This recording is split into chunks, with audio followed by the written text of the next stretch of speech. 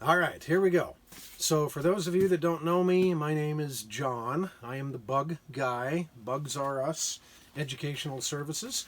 And you know that I teach 22 different topics. I covered 6 counties and 2 states. And we're going to experiment. We're going to try doing an online tutorial.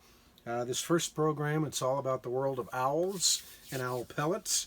And at the end of the program, if you don't have your owl pellets already, I will instruct you on how you can either order or I can deliver an owl pellet directly to your house so you can sit down at the kitchen table and have some fun along with me. Okay? So, first of all, we're going to talk about the world of owls. We're going to talk about what they are, how they're built, all the important jobs they do for the world. And then the most amazing part of this program, it's going to happen at the end, because if you do have an owl pellet, we're going to crack open the owl pellet and find out what kind of animals the owls have eaten. So that's the best part.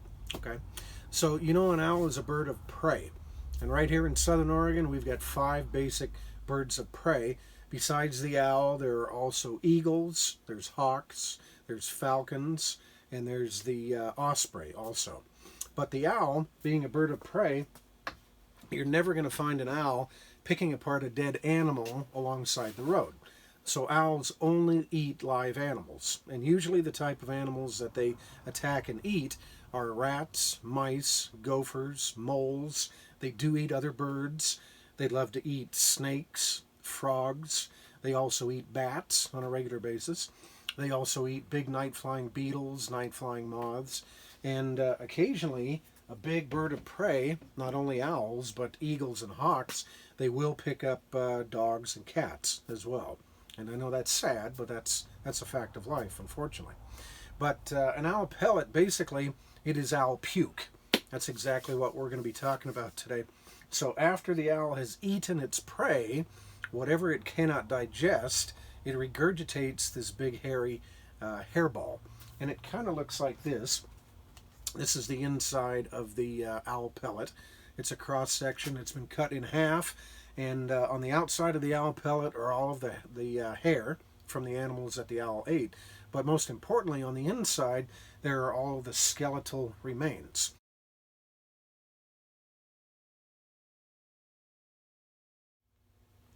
So, owl pellets are a lot of fun. It's like the most disgusting Easter egg you're ever going to play with. It's both educational and disgusting all at the same time. But the owl pellets, the way I prepare them, they are as sanitary as I can get them. I bake them, I freeze them, and that's designed to kill off the bacteria that comes from the bird itself. But there's no odor, they don't smell, they're not wet, they're not disgusting by any means. But nevertheless, you know, an owl is a bird of prey. And when Mother Nature built this bird, she gave him some really, really cool things.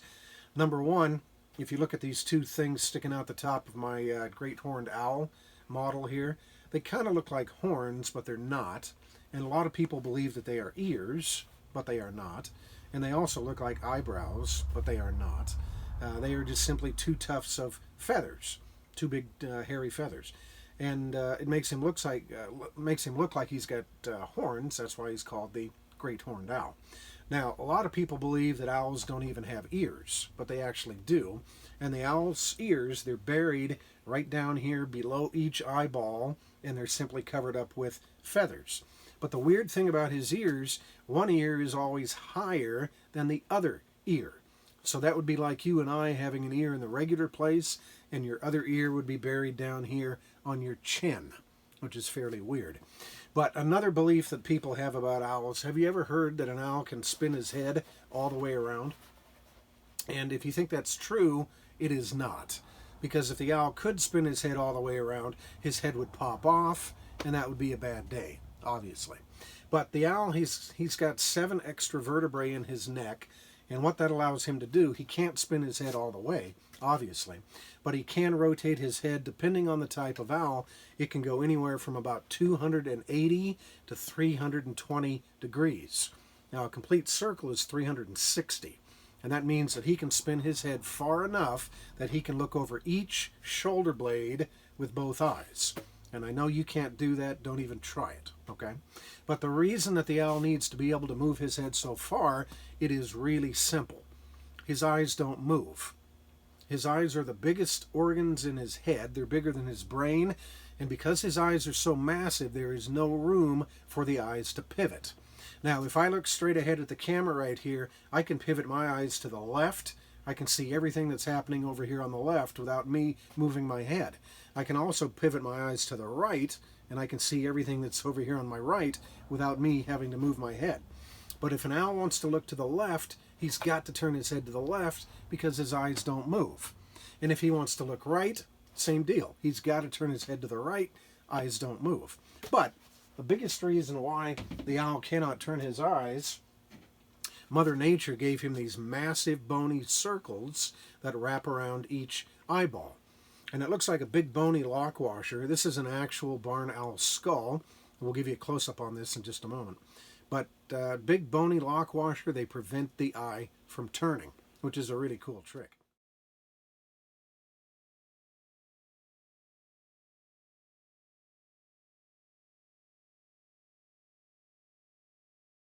Another amazing thing about these owls, they have got the neatest feet of any bird on earth, too. This is a plaster cast of an owl's foot.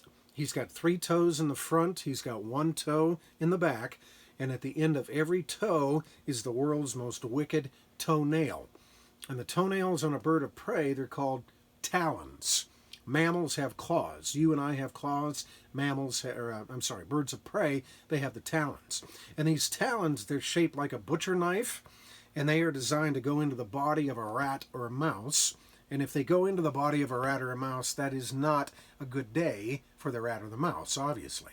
But here's the cool thing about that owl's foot. The toe at the back of his foot, he can move it to the front of his foot. Can you do that? No, you can't. He's got an opposable toe. You and I have got the opposable thumb. We can rotate our thumb 360 degrees. He can do the same thing with his back toe. He can move it all the way up to the front of his foot. That would be like you and I moving your heel up next to your big toe. Amazing stuff.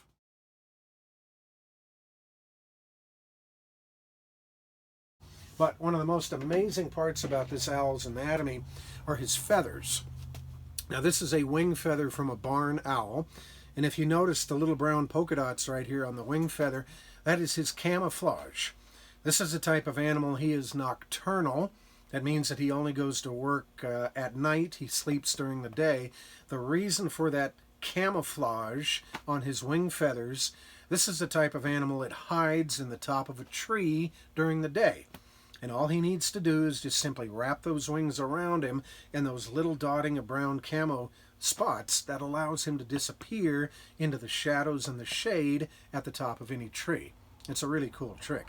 But the neatest part about this feather, and I'm going to show you this in very close detail here, it is serrated. If you look at that edge of the wing feather of the owl, it has got serrations. It looks like a comb. It looks like you could physically comb your hair with the edge of that wing feather. And the owl is the only bird on Earth that has that built-in stealth technology. It is such a cool feature that the U.S. Air Force has borrowed the stealth technology from the wing feather of the owl. And the purpose of that serrated wing edge, when he is flying through the midnight sky, the rustling wind blows over the edge of that wing, that serrated edge, it takes the rustling noise out of the wind. He doesn't make any noise whatsoever when he is in flight. He's got built-in stealth technology. Only bird on Earth that has that trick. Amazing stuff.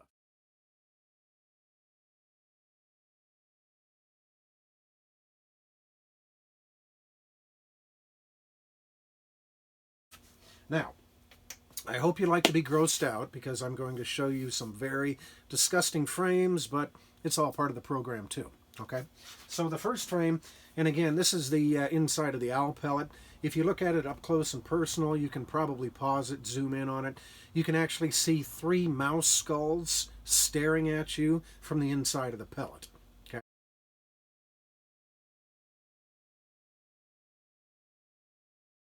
Okay, that is frame number 1.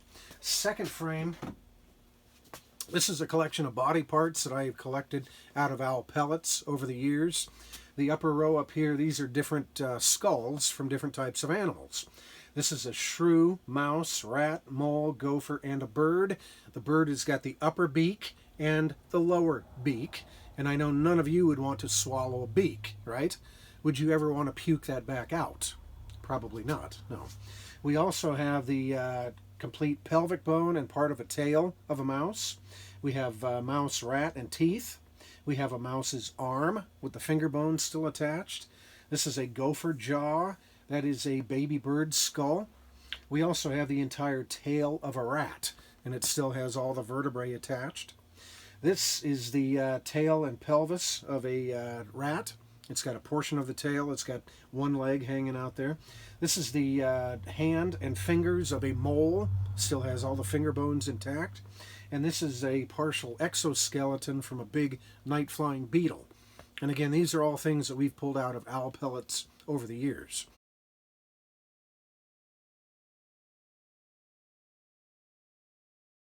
That's frame number 2.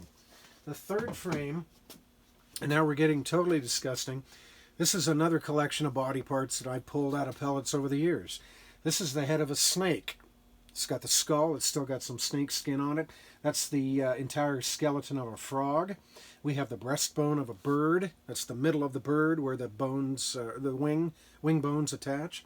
We also have the skull of a bat over here in the corner.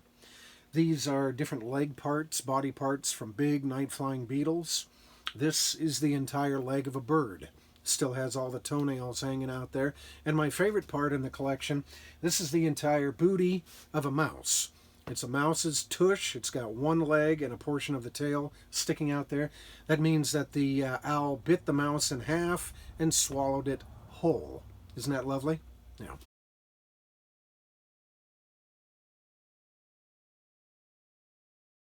So that's the type of thing that you're going to find inside of your owl pellet if you do this procedure at the end of the video. Now, the other reason that owls are so important for the world, number one, they eat so many small animals that they are kind of the cleanup crew. Rats, mice, gophers, moles, birds, all of those tiny animals are terrified of being eaten by an owl. And that is why you can go to any store nowadays and you can buy a fake plastic owl. If you have got problems at home with rats, mice, gophers, moles, birds, all you need to do is buy a fake owl and you put it in your yard. And if those small animals see the owl, they don't know it's pretend. They only know that owls eat them. Most small animals, from the day that they are born, they know that owls eat them. So they're terrified of being eaten by an owl. So again, if you've got problems in your yard with any of those little critters, you put up the fake owl. They see the owl, but they don't know it's pretend, and those tiny animals, they tend to be frightened away. It works really well. The owl is called a natural deterrent. That means that they deter, they scare away other critters. That's their job. If you have ever been to any Taco Bell in Southern Oregon, you look up on the roof of any Taco Bell, you're going to find 6 plastic owls on the roof of the Taco Bells. And the reason that they put the owls up there, it's not to scare away people that are trying to buy tacos, obviously. They're trying to scare away the pigeons. And what do pigeons do for a living? They poop. That's all pigeons do. Do you want to walk through pigeon poop when you're going to Taco Bell to get a bunch of burritos? No, you don't. So, Taco Bell, they put up the fake owls. The owls scare away the pigeons. You don't have to walk through the pigeon poop. Isn't that a good deal? I think it is, too. So, any type of a plastic owl, they are there to deter small animals from getting into your yard. It works really well. But the really neat thing to me about the owls, you don't even need to see the owls in order to be frightened away. And that's why a lot of farmers and ranchers right here in the valley, all they do is they buy a recording. It's like a CD, and it has different recorded sounds of different owls. And they just simply broadcast those owl sounds over their farms and ranches. And if the small animals, rats, mice, gophers, moles, birds, if they hear the sound of an owl, they don't know it's pretend. They only know that owls eat them, and those tiny animals, they tend to be frightened away. So on my table here, I've got 4 small owls. And they're stuffed animals. They don't look much like the real thing, but when I squeeze them, they make the actual recorded sound of the real bird. So I want you to hear what 4 real owls sound like. The first model here, this is a great horned owl, and this is what he sounds like. I'm going to move him a little bit closer so you can hear it.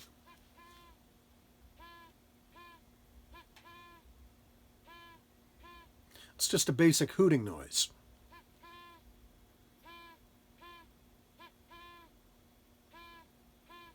And a lot of people, when they initially hear that sound, they tell me, well, I hear that sound in my yard all the time.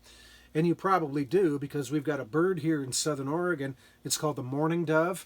This is what a mourning dove sounds like.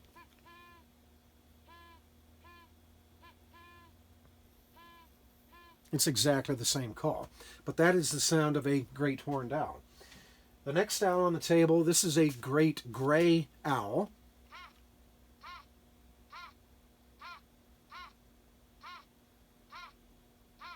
Kind of sounds like a little yappy dog, right? Listen again.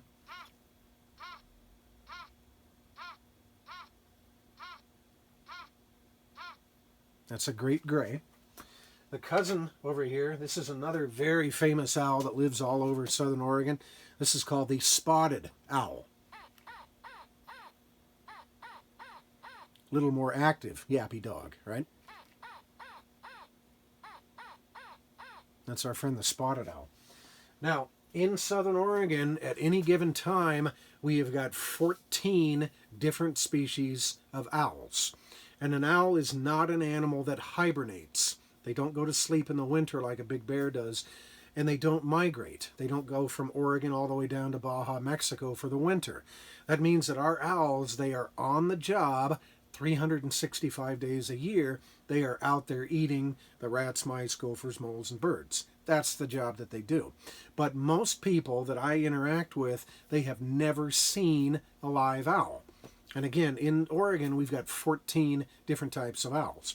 If you have ever seen an owl or will ever see an owl, it's probably going to be this owl right here. This is the most common owl that lives in Oregon and in southern Oregon. It's called the barn owl.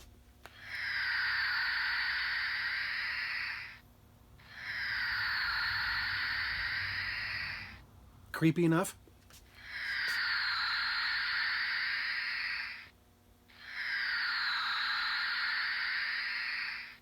Now, imagine yourself being a rat, mouse, gopher, mole, bird. If for some reason you hear that noise coming in over your head, you know what that means. It means you're about to die, right? Are you going to be frightened away? And the answer is yes, you are, and that is the power that owls have over the environment. Because they eat so many small animals, all the small animals on this planet are terrified of being eaten by an owl. Now, here's a couple of important facts for you. One owl, all by himself, can usually eat 50 animals a month. That is a lot of dead rats, mice, gophers, moles, and birds, right?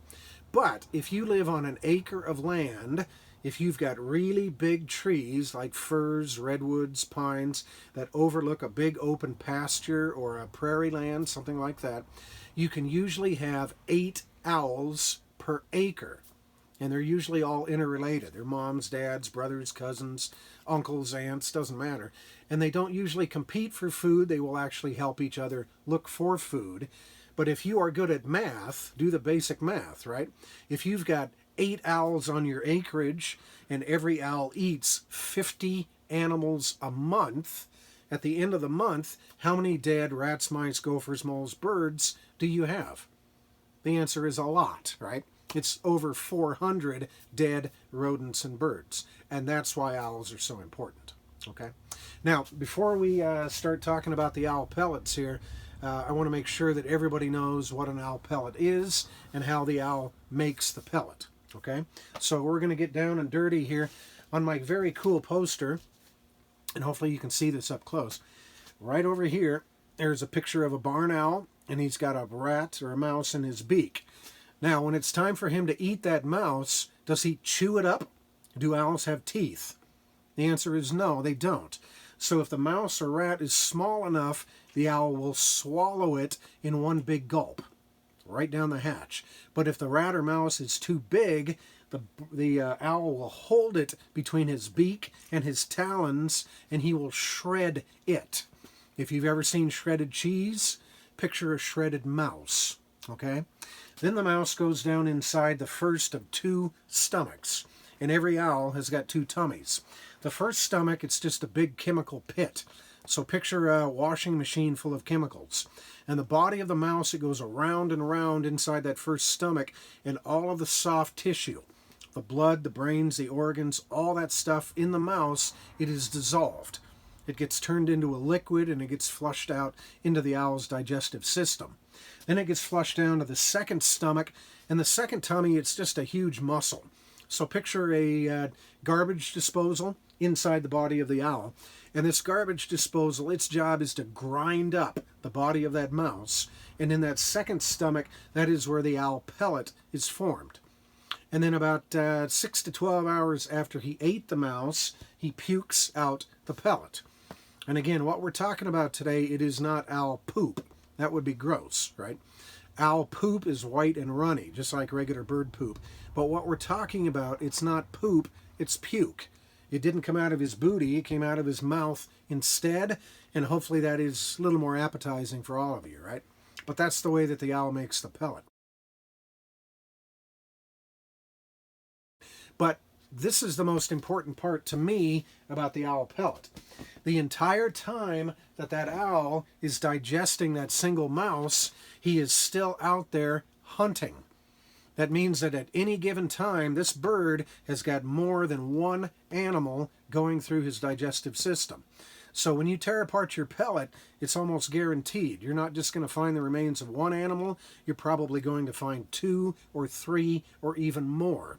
And our current record for skulls inside of one pellet has been 8. 8 skulls inside of one pellet, and they were all baby mice.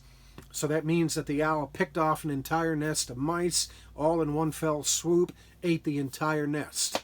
That's a pretty good record too, okay? So, if you have your owl pellet, you're welcome to break it out. All you need is the paper plate. You need a pair of tweezers. Again, you do have a pair of rubber gloves. Put those on. Again, the pellet is sanitized, but you are playing with something that came from the inside of a living animal, and it contains dead animals, so you have to practice some basic hygiene, okay? If you're digging into your pellet and your nose itches, don't take your gloved finger and scratch your nose, because you're going to have dead rat hair all over your finger. You're going to wind up putting it all over your face. So if you need to scratch or sneeze, do that into your elbow, okay? All right, so the last thing I have to share with you, this is a real barn owl. It is dead, but it used to be alive, and it's a baby owl. It was probably 5-6 months old when it got hit by a car, and you can tell that because the wing is shattered over here. But if you remember, we talked about the camouflage on the feathers. That's it right there. When this bird is sleeping in the top of a tree during the day, it just simply wraps its wings around it, and it literally disappears into the shadows and the shade up at the top of the tree. If you look at the leading edge of the wings right here, you will notice that they are serrated, just like the feather that we looked at before. The beak and the talons, they are razor sharp. Even when it's dead, they're still razor sharp. But if you look at those feet, you can tell, if you've ever heard of a falconer before, it's a guy that has a trained bird that flies off of his arm. The reason that they have to wear really thick leather gloves is because if they didn't, those talons, they would penetrate all the way down to his bone. So even when the bird is dead, it's still got razor sharp talons and a beak.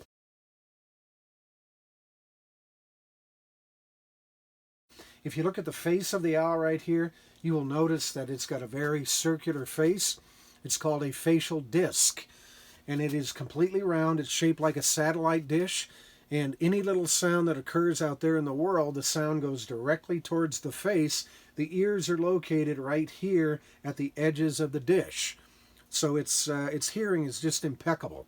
Now, eagles and hawks, their ears are on the side of their head. So their hearing is a little bit limited. They have to turn their head one way or the other in order to hear direct sounds. But the owl doesn't need to do that because the ears are located on the front of the face. It's a really cool trick. So if you haven't got your owl pellet kit yet, this is what I'm selling on Facebook. $8 for the bag. You get a little baby Ziploc bag. This for putting your bones inside of so you can keep them. You also get the instructions. You get a bone identification chart, and that will help you identify the type of animal that the bones belong to, and it will tell you the name of the bone in the body of the animal. You also get a pair of latex gloves, and you get the pellet itself. So make sure you get this after you watch the video. Well, I hope you had fun. Hope you learned a little bit about the world of owls. And if you do not have your kit already, you can go on my website. It's bugsrus.org. And Facebook is Bugs R Us Educational Services. It's the only one on there. And again, you can order the kit for $8. If you live locally, I'll be happy to deliver it to you. And if you want to mail order it, I'll be happy to ship it to you also. So thanks for tuning in. I had fun. Hope you had fun too. And thanks for watching.